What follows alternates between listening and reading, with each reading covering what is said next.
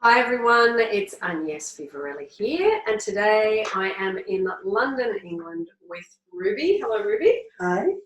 I've connected with Ruby and we've decided that we would do a, not so much interview, a conversation with the two of us today to discuss some pretty hot topics that I know many of you are struggling with and suffering from.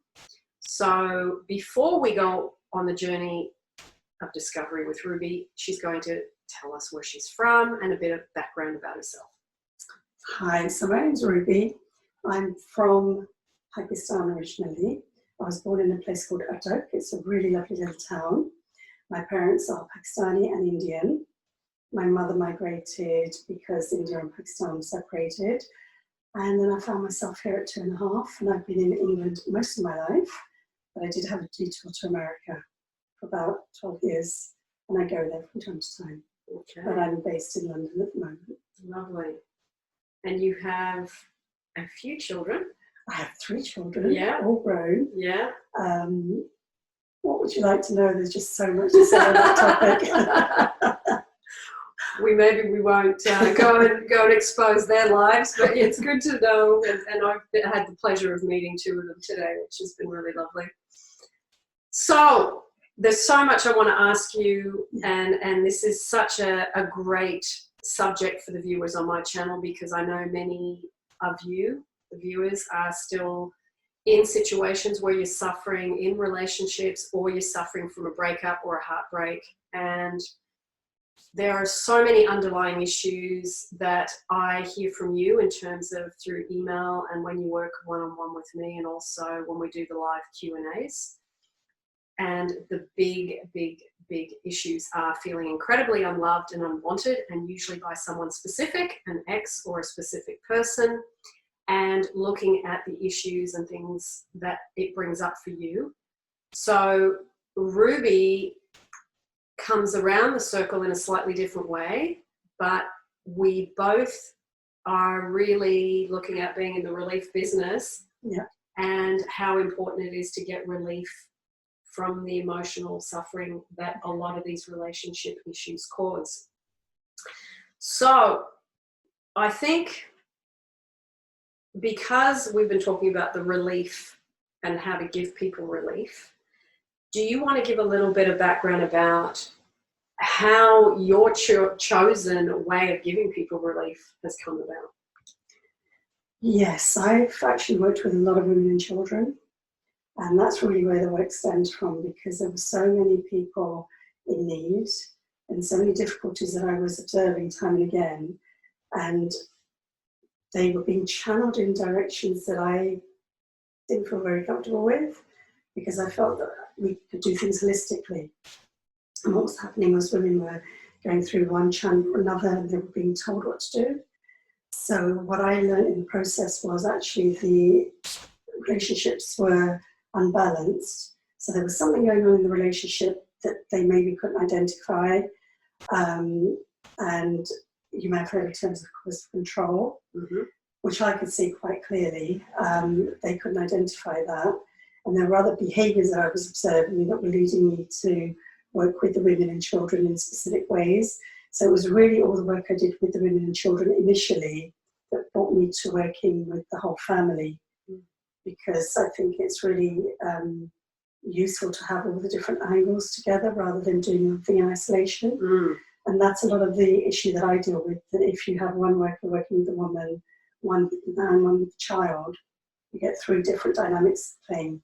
You need one person to work with all 3 dynamics. Yes. And get everybody working kind of in rhythm, if you like. Yeah. Yeah. Okay. Do you think when you look back at the work you've done with people that there are similar beliefs in terms of what the belief systems are within the family, as in, because the reason I ask you this, I'll go back a little bit. When I'm working with people and you look at what the relationship issues are, a lot of the beliefs go back to childhood. Absolutely. And the family system of the family of origin.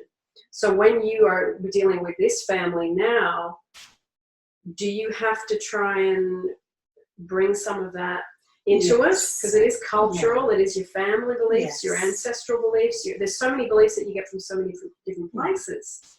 I find that unfortunately you do have to, and I say unfortunately because it's so much history to cover. And often when you go back, you'll see the source of the issue, but actually when you're dealing with them, whichever age they're at, you're dealing with a manifestation of something that happened many, many years ago. Yes. And that's often where, for me, the problems lay. Yeah. Because people don't go that far back. And when you don't address the actual problem, you can never get to the solution. Yeah. And then for me, another issue that was coming up time and again was the blame culture.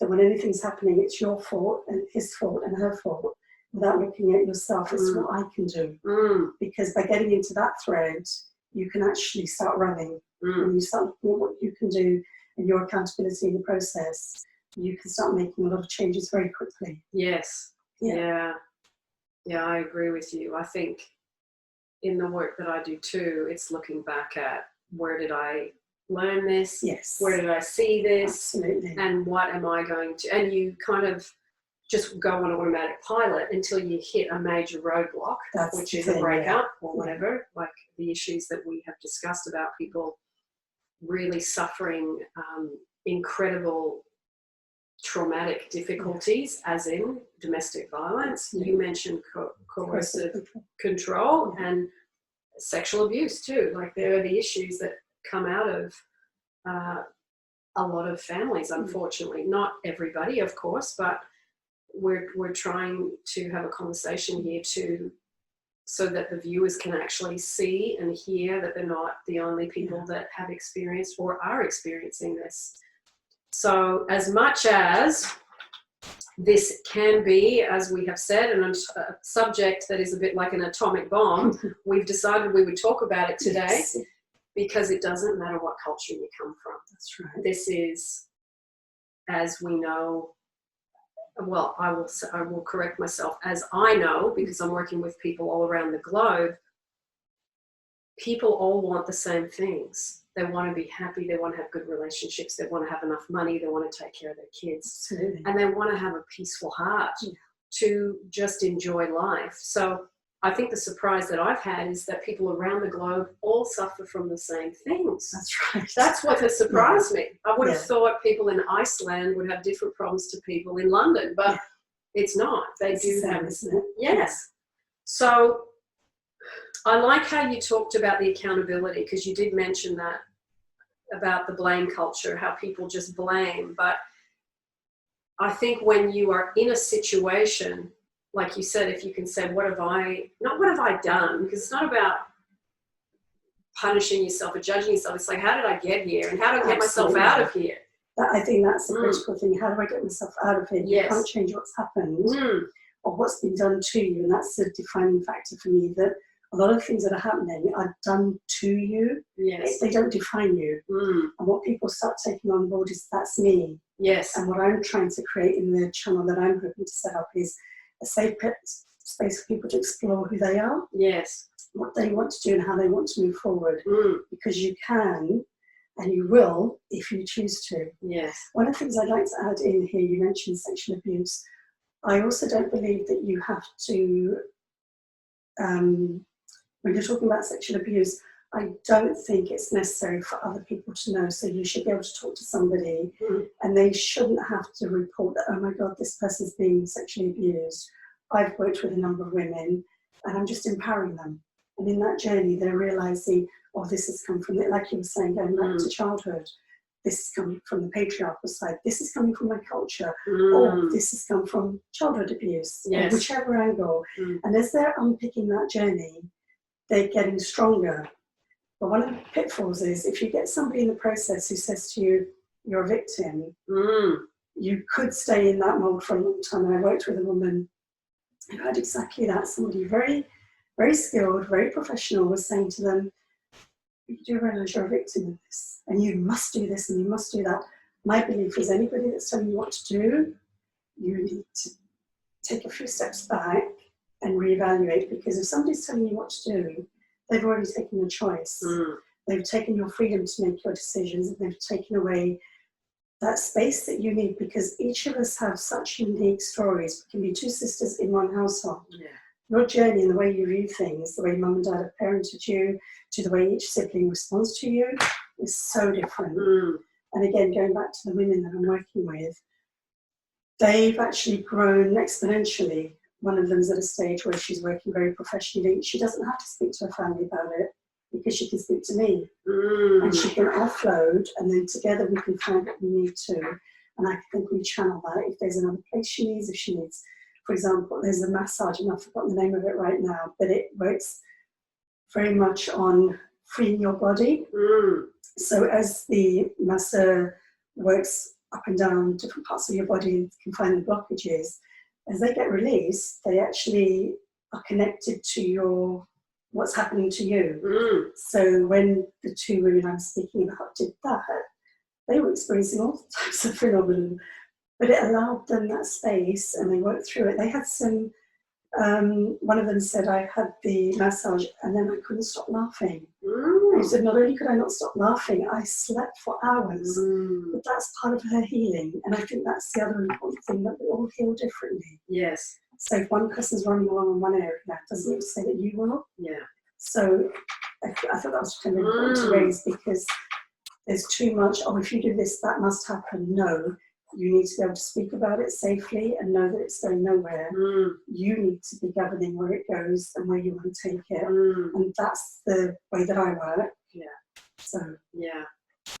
Yeah, because if you are helping somebody and telling them what to do, they're still technically not in the whole thing of making decisions for their own selves, which was the part of the problem in the first place. Yes. So you're not helping in the end. Yes, absolutely. Yeah, no, that's a lovely, I think that's such a lovely approach. It's like that old thing of, you give a man a fish. Absolutely. It's that whole thing, which I think we really need to develop, standing on our own 2 feet. Yes. Yeah. Well, that's the critical part. Yeah. Yeah.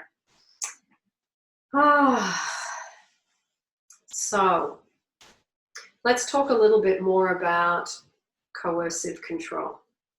Can you explain that to the viewers in more detail? Wow, that's a big potato. It covers so many areas. When I was working with the women years ago, I was working with that phenomenon, but I didn't have the title or the whatever you want to call it. And I was working and doing all the jobs and the referrals and whatever I need to do, the interventions. When I came across the term coercive control, I thought, oh my God, it's just set me completely free. But we had to wait for that research to come out, and that was around 2007. What coercive control does is actually what the name says. It's control, and it's done in a coercive way, so you don't even necessarily know it's happening. So if I was to continually guide you to do something, so, just do that. And you think, oh, it's okay, I'll do that. And then it goes a little bit further and a little bit further. And it gets to a point where you start behaving in a way that is alien to you, but you're pleasing me. And what I'm doing in that process, I'm taking the control to such a level that I'm going to be governing your life. But you won't see it coming, because you're going to think that I love you. And that you're going to believe that, well, why would she do something like that? She's my friend. So we do the second guessing when somebody's putting us in that position. You know it's wrong, and you're thinking, no, they wouldn't do that. They love me. And so you go ahead, and as you're working and putting those controls on yourself, whether it's going out, whether it's the way you dress, whether it's the time control, whether it's financial control, that you've got £10, you can't spend outside of the £10, but you're starting to police yourself. And this is where coercive controls get so complicated, because you love the person that's doing it to you, and you don't know how to separate the behaviours from the person. So you then start doing everything they want, and in the process you find yourself alone, because they will eventually separate you from all the loved ones and all the people that support you. You won't see it coming, and you'll be taking their side. And again, one of the reasons I'm doing this work is for people to realise what's happening as it's happening, and then maybe say, hold on, that's not right. I don't have to do that. I don't need to do that, because actually it doesn't serve any purpose. You know, you can love each other and be together without all of those behaviours. But if you don't recognise it early enough, you're probably going to fall down a very deep trap. And it's so difficult to come back from that. So I'm not sure I explained it enough. But yeah, no, it's actually, I really, it reminds me of that thing where you put the frog in the, yes, you know, you put it in the cold water, it stays in there, and then you start to boil, and then the frog can't get out. And it's like, I mean, I will share a little bit about my one of my relationships when I was married to my husband. That very thing happened very gradually. Yes. And you know, when I look back now, I can see the coercive control. I can see the narcissism, which we will talk about in a minute. But it happened so gradually over time. But the thing when I look back is I go, I can't point the finger at him, because I need you to love me for me to be okay. That was my part in it. That was something that was unresolved from my childhood. That was something I had to take the tentacles off over time, because it looks like love, but it's not. Yeah. And that takes some time to actually see, because, like I say, it sort of happens over time, but it's a real dependency on, it's almost like you're a child and they're the parent, and you need to get their reassurance on that level. It is, but I think there's so many, and this is a problem with this. Yeah, this is the problem with this type of work, is there's so many dynamics. Yes. I was a very confident woman with a lot of self-esteem, so I experienced it in a very different way, and I thought I'd understood it.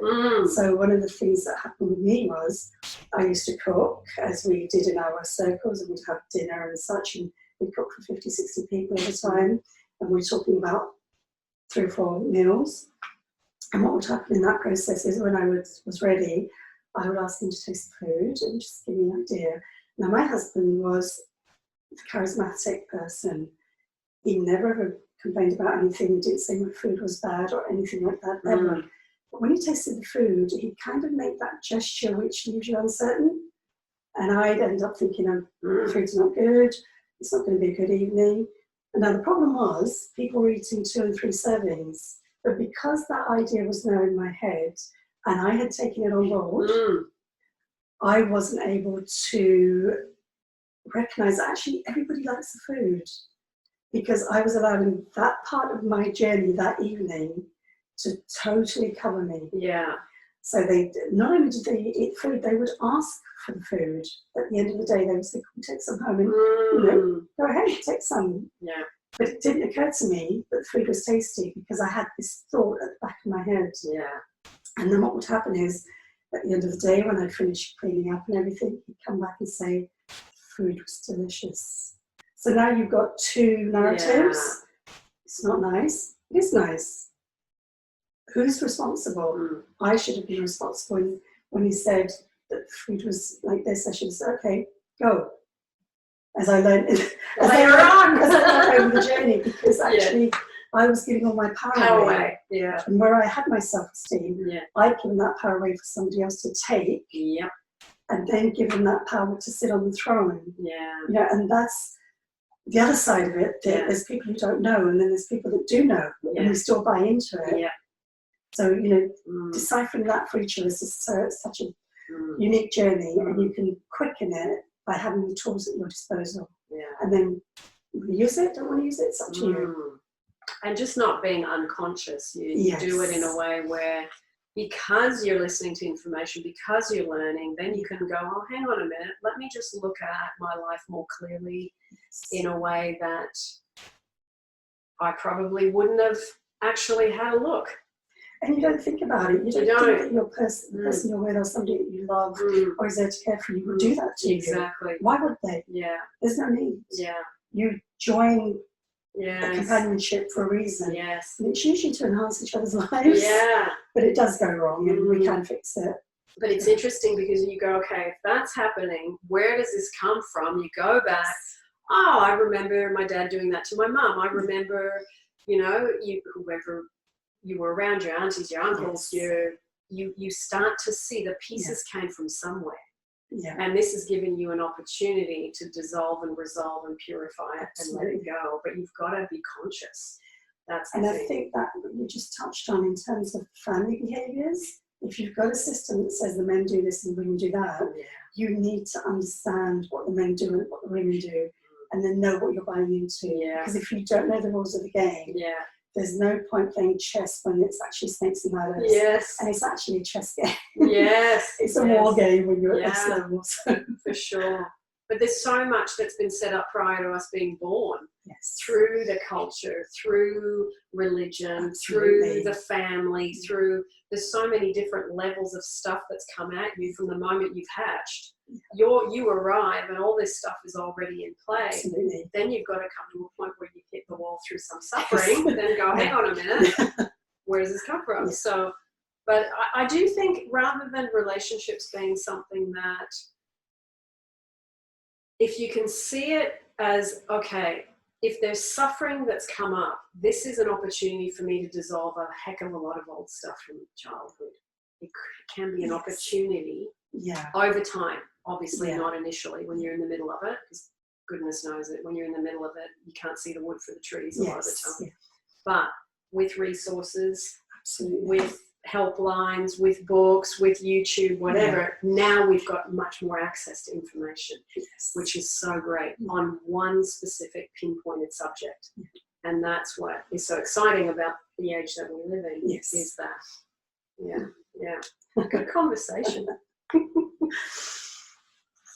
So,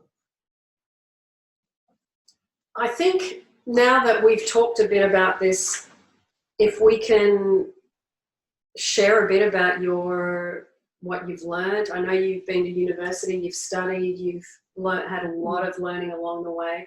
Do you want to share a bit about that part of your background? Yes, so I did a master's in policy studies, and the dissertation I did was supposed to be, all the work that I'd done, I did it because of that, and I was looking at women leaving relationships, and it ended up being quite poignant and quite focused, and finding out the journeys that women were on, and it's actually quite heavily connected to what we're talking about today.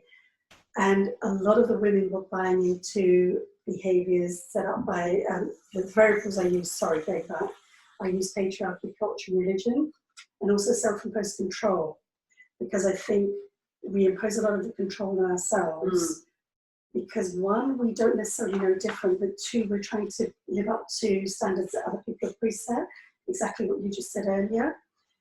And once we start going down that route, we forget about ourselves. What is it we want? Yes. So the research that I was doing opened up this dynamic for me, that actually this work is so much bigger than just this little dissertation.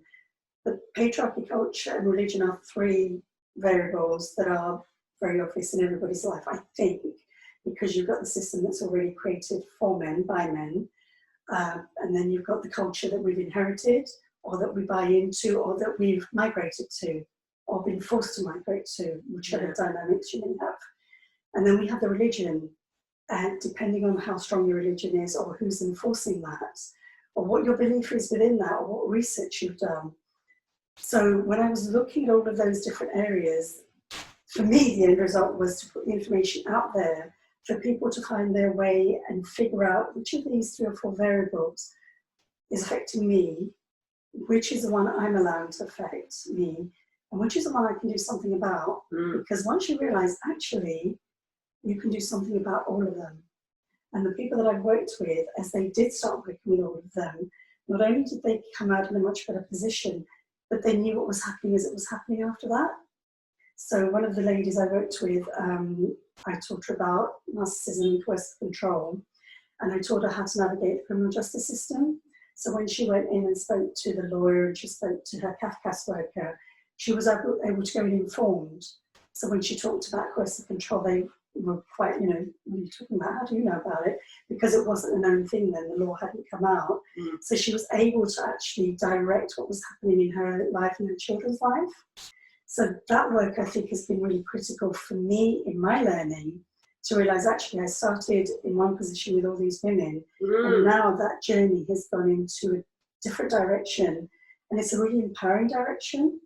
And for me, that work is probably the most important work I've done, Mm. because most of the women that I work with, when they're looking at divorce, will say, oh, I don't want more than I'm entitled to. So if the house is 500,000, Yeah. I just want 250. I spend a lot of time saying to them, if you want to get 250, you need to probably look at 400, because by the time you go through the system and they start dismantling things and you pay for all the things you've got to pay for, you'll end up with 250. But that innocence of, no, I just want half, and all the other things that go around it. So what I'm trying to do is get them to think broader, think wider, and think about you. We're not trying to harm the person that we're trying to separate from. What we're trying to do is learn the story and the journey and take care of a lot of processes, because there are children involved, there's property involved, there's so many other dynamics. So that education led me to open up the landscape in a more broader way for the people that I work with. By the way, that includes men as offenders too, because I do criminal justice work too. Yeah. So when I work with men, I also get them to look at what they want. Yes. Because as I said at the beginning, that it's about people finding themselves. This is not about me. This is not my journey. I can tell you what to do. Well, what is it you need? And how are you going to get there? And which route do you want to take? So when I work with the men, I do the same thing. And often nobody's asked them. Yes. Nobody said, well, you know, what happened there? What do you want to do? Yeah. Why didn't somebody address that? Well, why don't you tell me about it? Let's see what we can do. Yeah. So that's what the education did for me. And it's about setting them free and learning. But learning for me, for my own life, it's not just I know everything, because I clearly don't. It enhances my journey too. That, oh, okay, so that happens here and that happens in this culture, or this group of people behave in such a way. So it's unfolding and unveiling, because one way isn't better than the other. Love marriages aren't better than arranged marriages. Family structures that are extended are not worse than living independently. Everything's got a pro and a con. The supported family can be brilliant. You know, they'll take care of your children. You can be out crazy times of day and night, not have to worry. But actually, they can also be a hindrance. So it's how you navigate that. Yeah. And if you have those tools, you can work through anything, I think. Lovely. I'm glad you brought up the two sides. Like, it's not just, this isn't just about women being victims and men being perpetrators. There's perpetrators in women and there's victims in men. So I'm glad you brought that up. I wanted to talk a bit about, we touched on narcissism. So I thought, let's have a little bit of a chat about that. What, do you find there's like a collection of beliefs that go with that particular? In the work that I've done, Yeah. I would say yes. Okay. And most of it is about me. Yeah. So as a narcissist, it's about me. Yeah. If you worship me, we're on a roll. Yeah. But the minute you start taking a sideline, I'm not having it. Okay. So what I've seen of the narcissist basically is a bit of grandiosity and a lot of, it's a step up from coercive control in terms of managing you in such a way that you believe they love you. Yeah. And they're all encompassing in all everything, but they get to direct everything. And the moment you start changing your direction because you start understanding, they're there because they're 2 steps ahead of the game, and you don't see that whisper. So it's that continual, if you don't do this, I will do that, but you don't know what that is because there isn't a rule. Yeah. And the rule will change according to the power that's needed. I'm not sure I'm explaining this very well. But all the narcissists that I've worked with, they've had a really nice personality. So if you already met them, you'd be thinking, wow, this person's amazing. I want to spend time with them. I want to get to know them. But the person that's living with them knows the other side of that coin, which is actually quite dark and quite murky. But yes, the narcissist is, he actually doesn't let go of you. So even when you go through that separation, if you look for the divorce, they're still there. They don't let go. You really have to know how to manage your life in order to move forward, because they are going to come at you from every side. the fact that you can live without them is not acceptable. And the fact that you think you have a right to your life is completely not acceptable. You're not allowed to do that until I give you permission, and I'm not going to give you permission.